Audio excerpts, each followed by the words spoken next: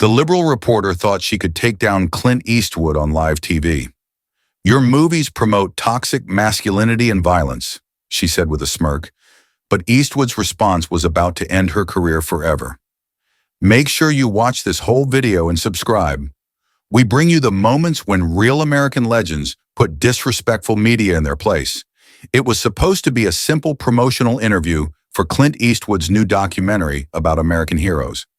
CNN had sent their rising star reporter, Sarah Mitchell, 28 years old, fresh from journalism school and full of social justice warrior energy.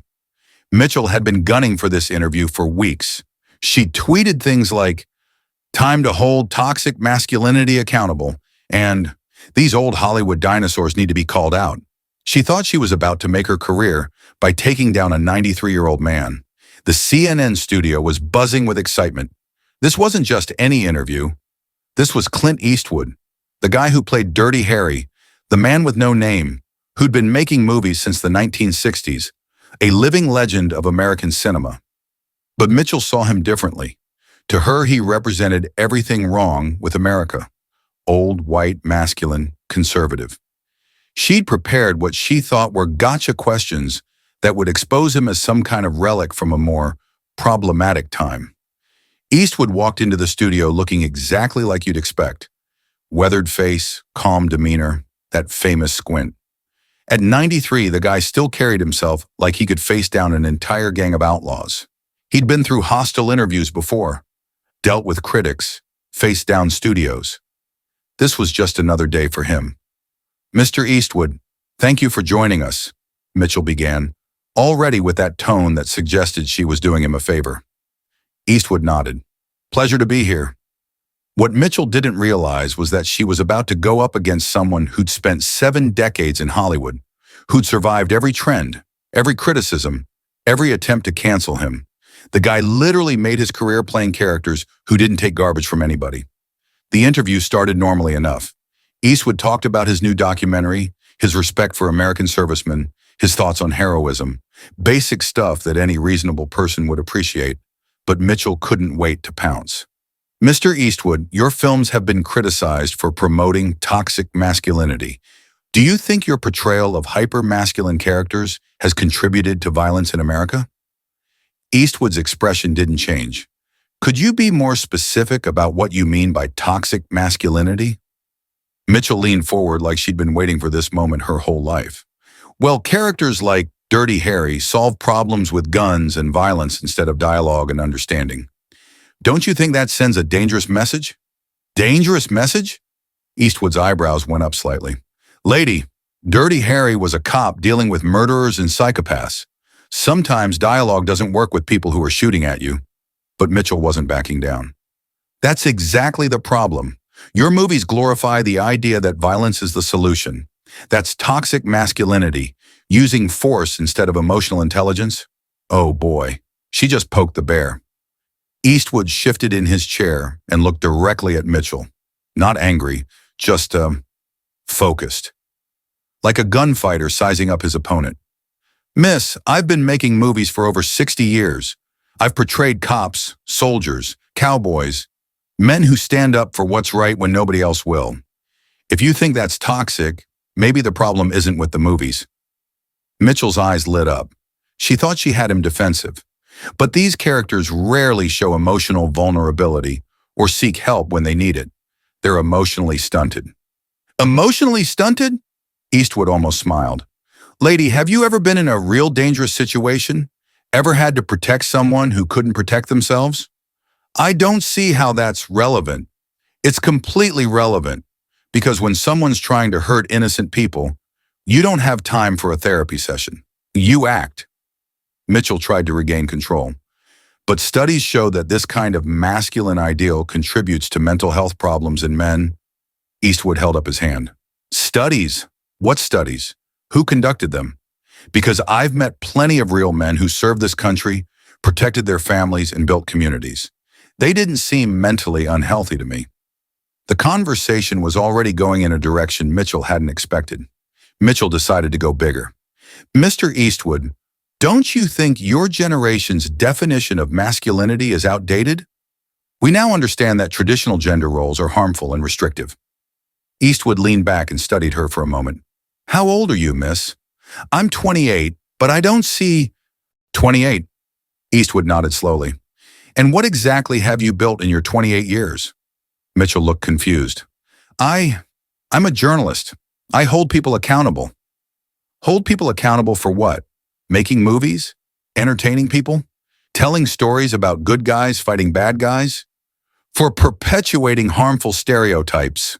Eastwood's voice got a little edge to it. Lady, when I was your age, I was in the Army. After that, I worked construction, did odd jobs, struggled to make it in Hollywood. I learned that sometimes life is hard and you need to be tough to handle it. But that's exactly the toxic masculinity I'm talking about. The idea that men have to be tough and can't show emotion. Who said anything about not showing emotion? Eastwood interrupted. You think protecting your family isn't emotional? You think standing up for what's right doesn't require heart? Mitchell was starting to look flustered. This wasn't going like she'd planned. Desperate to regain control, Mitchell made a fatal error. Mr. Eastwood, your movies are basically fantasies for men who can't deal with the modern world. They're nostalgic for a time when they could solve problems with violence. Eastwood's eyes narrowed. That famous squint that had intimidated movie villains for decades. Miss, let me ask you something. Have you ever served in the military? No, but... Ever been a police officer? No, but that's not... Ever had to physically defend yourself or someone else? That's not the point. The point is... The point, Eastwood said, his voice getting quiet and deadly, is that you're sitting here criticizing men who've actually done difficult things, while you've never done anything more dangerous than typing on a keyboard. The studio got very quiet. Even the camera crew was paying attention now. My movies don't glorify violence. They show what happens when good people have to deal with evil people. And sometimes, unfortunately, evil people don't respond to strongly worded tweets. Mitchell's face was getting red. You're being condescending. No, I'm being honest. And apparently that's something you're not used to. Mitchell made one last desperate attempt to destroy him. Mr. Eastwood, your outdated views on masculinity are exactly why America has problems with gun violence and male aggression. That was it. Eastwood had enough. Outdated views? His voice got that dangerous quiet tone. Lady, let me tell you about outdated views. I grew up during World War II. I saw what real evil looked like. I served in the military during Korea. He leaned forward slightly. I've worked with veterans, cops, firefighters, men and women who actually risk their lives for others. And you want to lecture me about masculinity? Mitchell tried to interrupt. But your movies, my movies, Eastwood's voice got stronger. My movies show that good people sometimes have to fight bad people. That standing up for what's right isn't always easy or pretty. That protecting innocent people is worth the risk. He looked directly into the camera. If that's toxic masculinity, then I guess we need more of it. The studio was dead silent. And another thing, Eastwood continued, you talk about emotional intelligence. Let me tell you what real emotional intelligence is. It's knowing when to talk and when to act. It's understanding that sometimes the most loving thing you can do is put yourself between evil and the people you care about. Mitchell was scrambling now. But surely you can see how your characters promote violence as a first resort. Eastwood cut her off. First resort? Lady, have you actually watched any of my movies? Because Dirty Harry tries to do things by the book until the system fails. The man with no name usually tries to avoid trouble until trouble finds him. He shook his head. You're criticizing movies you clearly haven't understood. Mitchell made one final desperate attack. Mr. Eastwood, don't you think it's time for your generation to step aside and let more progressive voices tell America's stories? Wrong question. Eastwood sat back and looked at her like she was a particularly annoying fly. Step aside for who?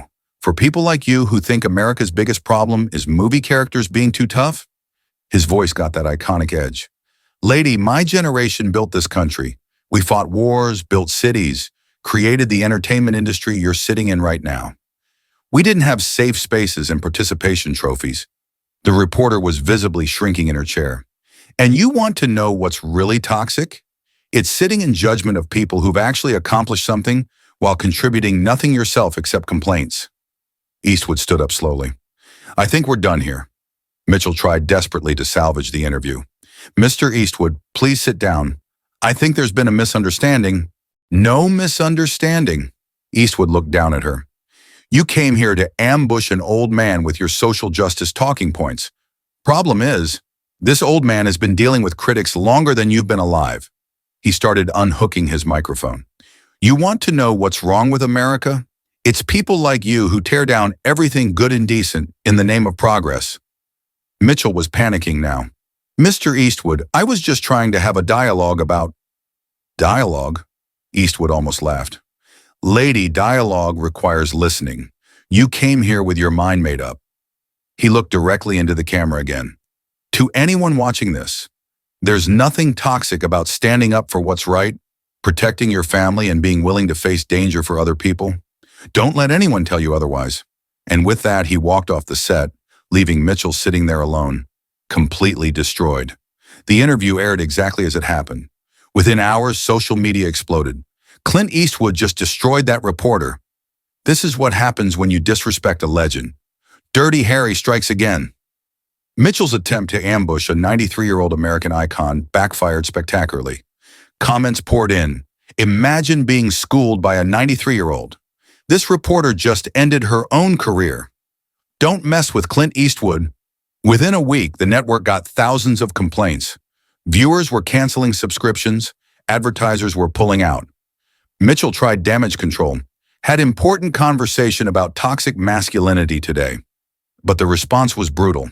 Important conversation? You got destroyed. Clint Eastwood is a national treasure. 2 weeks later, CNN quietly announced Mitchell would be pursuing other opportunities. She never landed another major network job. If you enjoyed watching a real American legend put disrespectful media in their place, hit that like button and subscribe for more moments when true patriots stand up to the woke mob.